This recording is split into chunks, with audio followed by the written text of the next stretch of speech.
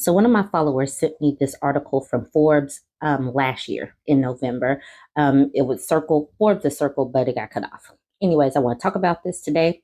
Violence against women and girls today, one unalived every 11 minutes.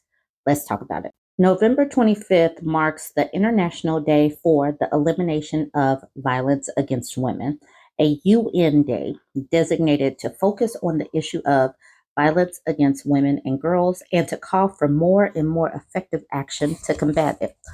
Over time, the day has evolved into a global, widespread initiative that now incorporates 16 days of activism and the Unite campaign.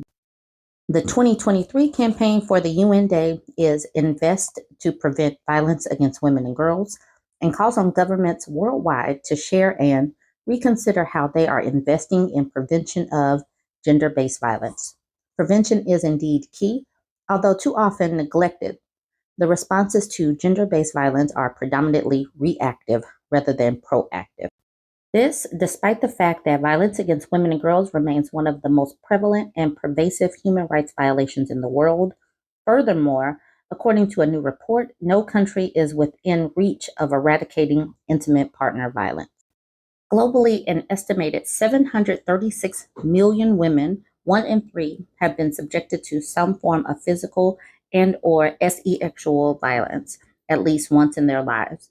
This includes intimate partner violence, battering, psychological abuse, marital rape, and femicide, sexual violence and harassment, rape, forced sexual acts, unwanted advances, child sexual abuse, forced marriage, street harassment, stalking, cyber harassment, human trafficking, slavery, sexual exploitation, female FGM, and child marriage. While gender based violence can happen to anyone, anywhere, some women and girls are particularly vulnerable. This vulnerability is increased by several factors, including age, with young girls and older women being particularly vulnerable, but also migration status, ethnic and religious identity, indigenous women and those belonging to ethnic and or religious minorities, disabilities, and many more.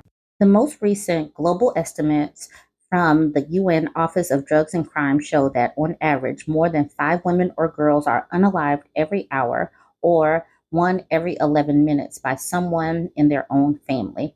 In 2020, approximately 47,000 women and girls were unalived worldwide by intimate partners or other family members. Asia is the region with the highest number of victims in absolute terms, with an estimated 18,600 victims. Africa is the region with the highest relative to size of its female population. The experiences of women and girls have been exacerbated by the post-pandemic effects, conflicts, and climate change. While the impact of COVID-19 confinement measures on gender-related unalivings of women and girls is yet to be fully examined, the UN Office on Drugs and Crime reported the average annual number of unalivings showed an increase in several parts of the world. Gender-based violence and abuse are also not foreign to online spaces. Economist Intelligence Unit, the Research Analysis Division of the Economist Group, found that 38% of women had personal experiences with online violence, and 85% of women who spend time online have witnessed digital violence against other women. According to the research, COVID-19 pandemic worsened the situation on women and more time online. As women spend more time online, increasing their exposure to threats. Consequences of gender based violence and abuse are wide ranging, including adverse psychological, sexual, and reproductive health consequences, and often affect women and girls for the rest of their lives. This is why it is crucial to focus on prevention, as any response to post abuse will never come close to being comprehensive. With the new campaign, Invest to Prevent Violence Against Women and Girls, the UN suggests that the solution lies in robust responses, including investment in prevention. However, as the UN emphasized, the investment nations are committing to counteract violence against women and girls remains glaringly sparse. Among others, the UN found that only 5% of government aid is focused on tackling violence against women and girls, and less than 0.2% is directed to its prevention. Hence, the UN is calling for more investment in women's organizations and women's focused initiatives, in addition to better legislation, prosecution of perpetrators, more services for survivors, and training for law enforcement officials. The current situation and level and nature of gender based violence cannot be accepted. A change will not come on its own. A change will only come when everyone in society realizes their important role in ending violence against women and girls. We all must work together to address the various aspects of this violence. So, obviously, more work needs to be done when people come for feminists, and we see this time and time again, how much femicide is in the news, how much violence against women and girls is in the news. We know that there's still work to be done.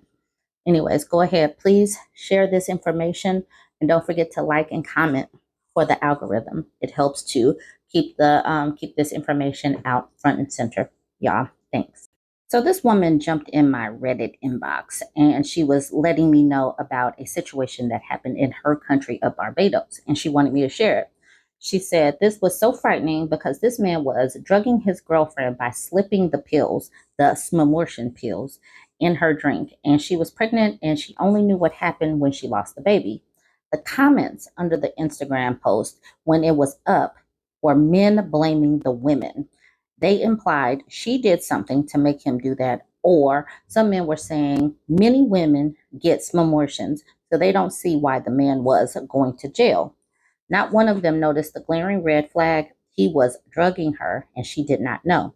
She says, "My apologies for the typos." She says she's looking for the full article. They've scrubbed the post from Instagram, from the major news outlets. She says she was going to check, and she's trying to find everything, and she did find the article. But I do want to just point out about the comments. Something bad can happen to a woman. And regardless of the country of origin, why are these ex-wives jumping in to find something to blame on the woman, even though she's the one that lost the baby and there was no consent to a smomorphin? That is just what I wanted to point out. Now, let's look at this article. So this happened last year in September. Man admits to giving unsuspecting ex-girlfriend smomorphin pill. A Christchurch man admitted on Wednesday that he gave his former girlfriend a drug to cause a smomorphin over 4 years ago. John Eric K. Grayson Thomas, a resident of Rendezvous, pleaded guilty to administering the noxious substance misoprostol to the woman in April 2019 with the intent to secure a miscarriage. State Counsel Kevin Ford outlined the facts of the crime, which is an offense under Section 37, subsection B of the Offenses Against the Person Act, Chapter 141. According to the prosecutor, Thomas and the complainant were in a relationship from 2018 to January 2019. However, in February that same year, it was confirmed by a doctor that she was 5 weeks pregnant, and the pregnancy was progressing without any problems. On April 2nd, 2019, the two watched a movie at the woman's home and drank juice. Thomas, the prosecutor said, subsequently went in for a refill. During that time, he crushed the misoprostol pills, placed them in a mug, added juice, and gave it to the woman, who unknowingly consumed it with encouragement from Thomas to just straight pull it. They fell asleep after the movie, and the woman woke up the following day bleeding. She told Thomas what was happening, and she believed that she was having a miscarriage. He reportedly responded with, "Maybe." Thomas eventually left, and the woman went back to sleep. On waking up, she realized she was still bleeding and went to have something to drink. It was then that she noticed a white residue at the bottom of the cup. She called Thomas and asked him whether he put something in her drink, and he responded with no. The woman went to the doctor and was told, among other things, that she would have to wait until the bleeding stopped. On her return home, she searched the garbage, which Thomas had earlier taken out, and discovered a Ziploc bag with a piece of a tablet. She kept the items. Ford told the number 5 Supreme Court, presiding over by Madam Justice Pamela Beckles, that the following month The woman visited the hospital, and after she was examined, the pregnancy was medically terminated due to non-viability of the fetus. She was 5 months pregnant at the time. 2 months earlier, on July 2nd, 2019, she reported the matter to the police and handed over the mug, the Ziploc bag, and the other evidence. Investigation commenced, and Thomas was subsequently arrested and told of the report. He said, "I did give her juice with crushed pills that would cause her to miscarry." The prosecutor told Justice Beckles the convicted man did not reveal to the police where he got the pills from, but he said he purchased them for $150 and was given instructions on how to use them. He also confessed that he sent the woman a message via WhatsApp telling her that he had given her a drug called misoprostol to drink to make her abort the baby she was carrying. The substances were analyzed at the Forensic Sciences Center and found inconclusive when compared to misoprostol. The analysts stated that misoprostol has a shelf life of 48 hours, and based on the time that had elapsed and the storage conditions, any misoprostol contained in the items examined would have degraded.